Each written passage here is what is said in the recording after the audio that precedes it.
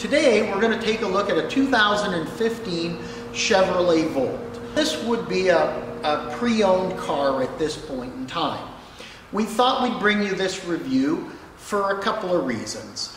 Basically, we have been associated with this car, or I have been associated with this car since it was brand new back in 2015. This was originally my business vehicle with the dealership and is now personally owned by me. It's also the first Volt that I've owned, as if you check our channel, you'll see there's also a 2017 Volt review that we've done previously. But I thought I'd bring this up because there's been a big push for electrification. And customers are wondering, you know, what is a Volt? What's the Bolt? There's Nissan Leaf. There's so many different vehicles. What should I look at? And we wanted to do a review of this Volt because it's a very unique car that is a fantastic car, has a great following, and when you talk to a Volt owner, you're going to see that they really love their car. It's not a scenario that they hate it or it's okay. It's a very flexible vehicle, and I wish more manufacturers went this way. GM was very smart with this design. However, most people are asking for 100% EVs. There's good things about that and bad things. So let's start on this Volt and I'll give you some background. So this is a 2015 Chevrolet Volt. It is what you would call today a Premier. It has all the options on board, including the iridescent pearl paint finish, which originally was a Cadillac only paint finish. And when you look at it, you're going to see different flakes, different colors. It's a very beautiful paint. We've just washed the car, we haven't chamoised it, so it's not quite glimmering as much, but you get it outside and it's absolutely a fantastic paint. We do have lane warning. At this date, there wasn't lane assist where it bounces you in the lanes. It warns you if you're going out of the lanes, and it has collision alert as well through a camera that's mounted up at the top of the windshield. So some nice safety features. A very state-of-the-art car. The Generation 1 Volt was built from 2012 to 2015, and then it went to Gen 2. What makes this car unique is that we do have a 17.5 kilowatt battery. It was the largest battery for the production years of the Volt. And it also had a feature that I believe was integrated in 2014 and the 2015 model called Hold Mode. Now, on battery power, GM says you should get an average of 60 kilometers. Now, they say an average. GM was very different than most EV manufacturers. So let's start with GM's example. They say an average of 60. Well, I can tell you in the summer months, I don't get 60. I get 80, and actually depending on your driving, where you're driving, and even with air conditioning running, I've had days where I've had as much as 105 to 115 kilometers of range. However, in the winter months, it's not 60. You're lucky if you would get that. You're likely going to get somewhere between 35 and 50 kilometers range. The reason for that is you're heating your batteries as well as heating the occupant area. And believe it or not, that robs a lot more electricity and range than you would believe. In some 100% EV cars, RV faux pas because I'm in the RV industry, in the EV market, some cars, even though they're quoting 300 miles, 400 miles, and I apologize for jumping from kilometers to miles, but in some cases, and different manufacturers and dealers will tell you this when you're asked, because when I looked at buying this car, I looked at a number of competitors, and even today, ask the question, in the winter months, can I expect to get that range? because most manufacturers are quoting a range based on ideal situations, and you want to know what their description of that situation is. In many cases, it means no air conditioning, no heat, on a fairly good ambient day. So in Celsius, you're not talking 20 degrees Celsius. You're probably talking 24, 26 degrees and no air conditioning running in your car. If you start getting up to 30, 31 degrees Celsius, those hot, humid days, your range actually decreases. Now, some of you might be scratching your head going, what do you mean? It's warmer. It should be better, especially if you're not running an air conditioner. Well, no. As an example, this car, if it's extremely hot outside, as you're running down the road, what you have to know as a consumer, as you're pulling power out of your battery, you're generating heat. Those batteries are heating up. That heat is detrimental to the life of your battery. So the batteries need to be cooled. Just as in the winter, to get optimal range, your batteries need to be maintained at a specific temperature. So the colder it is outside, the more battery power you're using to actually heat your batteries and keep them in the proper operating ranges. This car, you'll hear it. I've had times I get back, I plug it in, and it starts to charge, and I'll hear the air conditioning system kick on. Not for the compartment inside, for the batteries, to help I shouldn't say air conditioning, the cooling system, to cool and cycle air, because your fans will turn on, cycle air and the coolant to cycle through to cool the batteries, because now you've stopped moving. You're not pulling electricity out generating heat, but you're also not getting any air underneath the car cooling where the battery is. You're no longer cycling the coolant, so the car has to tell those systems now that you're stopped and plugged in to keep doing that to cool the batteries down to proper temperature. And that's where GM was super smart with this car, because it is a smart car. It does those things on its own, so you as a driver don't have to focus on it. This car at its base is just like driving any other car. So we talked about that 60 kilometers range, and that's an average because they're figuring, 80 kilometers to an average person in the summer, 40, 50 kilometers in the winter, you average out at 60, and they're quoting you this average. So you can figure, am I going to get that range I need? They've designed this car for about 80 to 90% of the population, what they do in everyday driving. And that's how they designed the Volt, so that you could go to work and get back on electricity. However, who wants to have a second car because I need to take a 4-hour trip to go see Aunt Rose, right? Or Grandma. I don't want to have to buy 2 cars, one to go to work and one to travel. And that's where the Volt was smart. This is a 100% electric car. You'll see some people call it a hybrid. Some people will call it an anomaly. This is an electric car, but it has what GM calls a range extender. The way to think about it is there's a generator, a gas generator on board, and we're going to show you under the hood in a little bit. You can drive this like a regular car, and if you run out of electricity, you don't have to worry. And this happens in my household. When I had my other Volt, the biggest concern my wife had was, oh my God, I see how finicky you get when you drive your Volt. I don't want to worry about all that. And I would say to her, just get in the car and you drive it. You don't worry. And she says, what if I run out of electricity? I said, not a problem. The car manages it.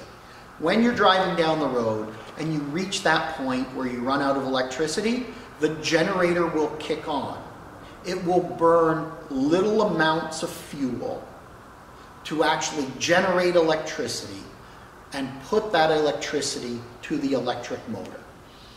It is driven by electricity. This is not a hybrid system where you have a battery power pack for short range and then the engine is still coupled to the drivetrain. 100% electric driven motors here. And that's what makes it more fuel efficient. So even if you drove it on a regular basis, instead of buying a regular car, you're going to burn less fuel here because you're not turning an engine that's turning a flywheel, that's turning motors, or turning your actual gears and driving your wheels or driving an axle shaft to back wheels, which all robs power out of an engine. This generator, or small engine if you want to call it, is turning and generating electricity, which then goes to electric motors. So you're not losing that horsepower anywhere. So you don't have to push that motor as hard and you get better fuel economy across the board. The nice thing about the Volt as well is now when we talk about taking that 2-hour, 4-hour trip, when we run out of electricity, we can actually, it'll kick over to gas and keep running. Where today you will hear, if you're shopping for an EV, you'll hear, oh, you can charge 80, 90% of charge in 40 minutes to an hour.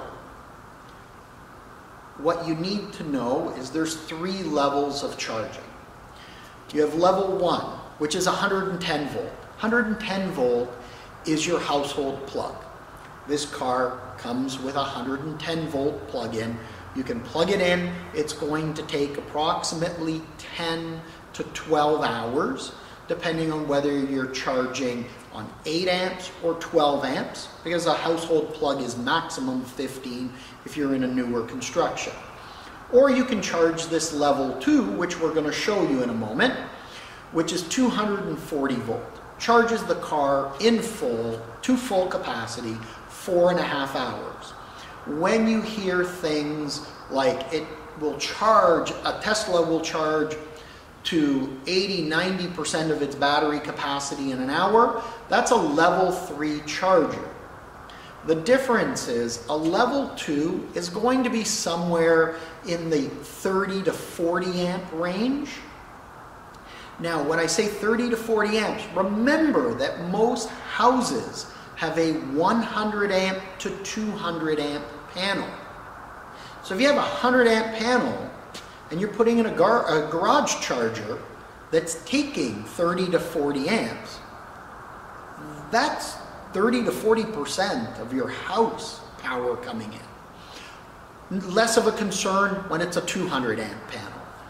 Now try putting a level 3 charger in at home. One, it's going to be extremely expensive. We're not talking $1,000 or $2,000, you're probably talking $8,000 or $10,000. Also, level 3, like a Tesla charges, and many new EVs can charge. To get that quick charge, you're talking 70, 80, 90 amps or more to get that fast charging. The Volt is not capable of level 3. One, GM said most people aren't going to have access to level 3. When they developed the car, it really wasn't out there as an infrastructure to be used.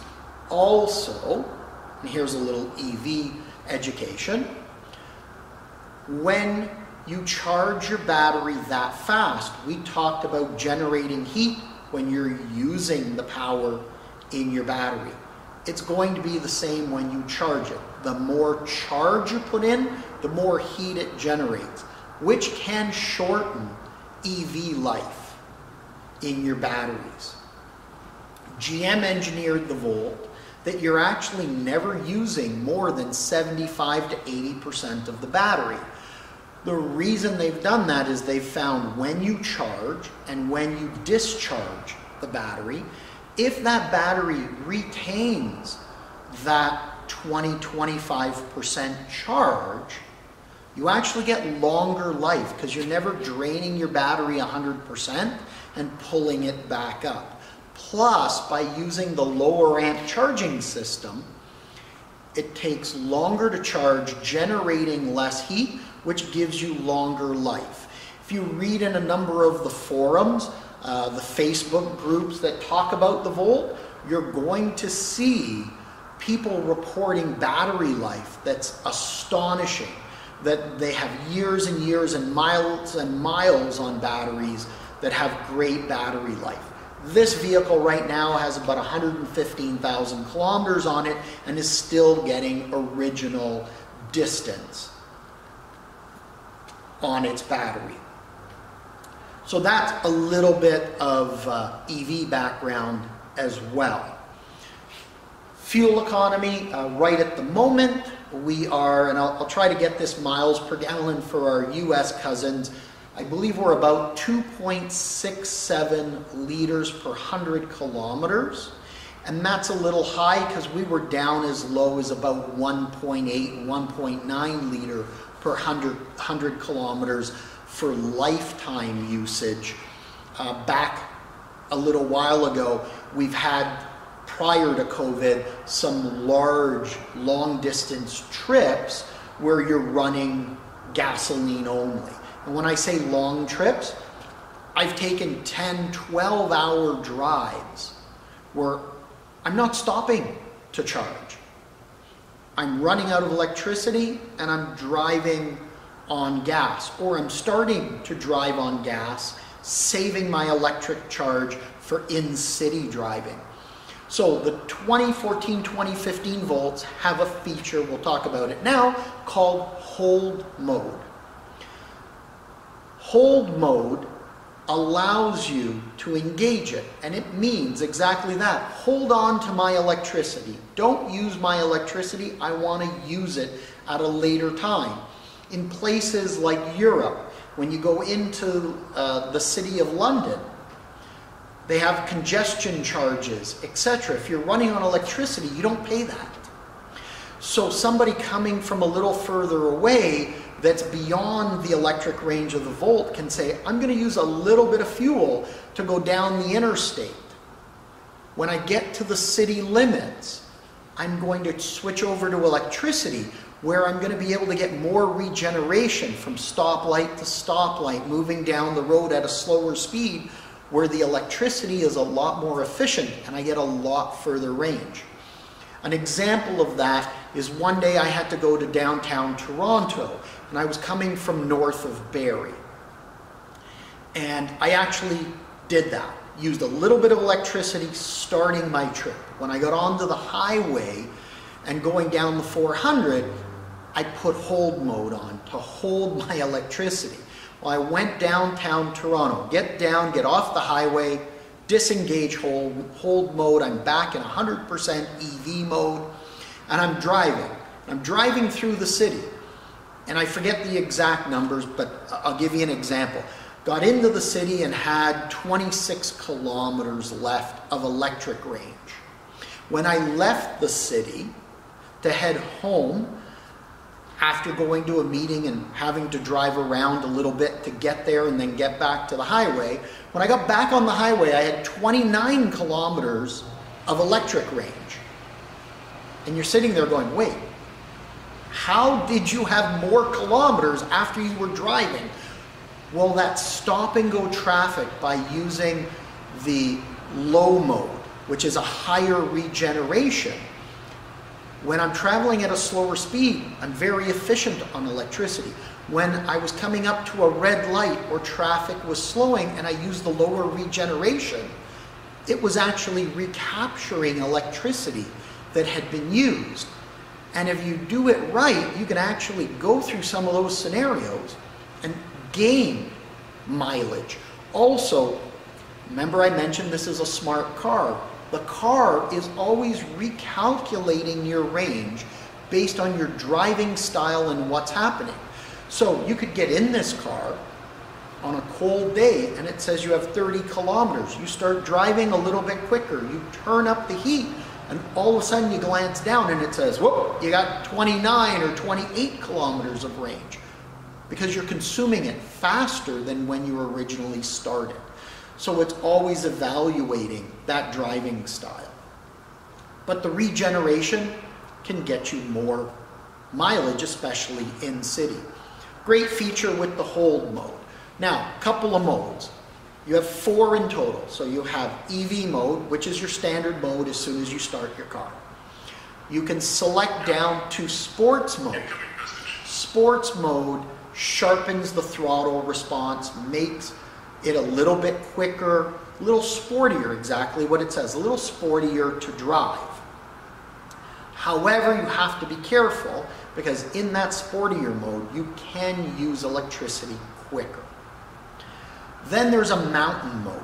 Mountain mode has been designed that if you're doing large hill climbs, it will actually save a little more reserve of electricity and kick the generator in at a slightly higher RPM to generate more electricity, knowing that you're using it for larger hill climbs. Hence, it being called mountain mode. And then, of course, you've got your hold mode, as I mentioned, which tells the car to run on gas. Oddly enough, when you're in hold mode, a great little feature is, at times, it's still going to turn the engine off because it's going to realize you've built up some extra electricity. You're going to see it hold the specific amount, but as I mentioned, because of regeneration, when you go down hills and you coast and you pick up electricity because it's regenerating, you'll see that that generator will turn off because you've built a residual of electricity, and that helps extend your fuel economy. And it will do it seamlessly with you having to do nothing. Same when you run out of electricity. It will kick the generator on to run, but that generator will not run 100% of the time like a regular car. It will turn itself on and off seamlessly based on, does it need to be running all the time? Are you coasting down a straight? Are you going downhill and generating some electricity that's going back into the battery? So it'll kick on and off, giving you better fuel economy. In most cases, when I've had passengers in the car and we're actually kicked over to the generator running, most people never notice it. I'll actually have to point it out that it's turned on, it's turned off.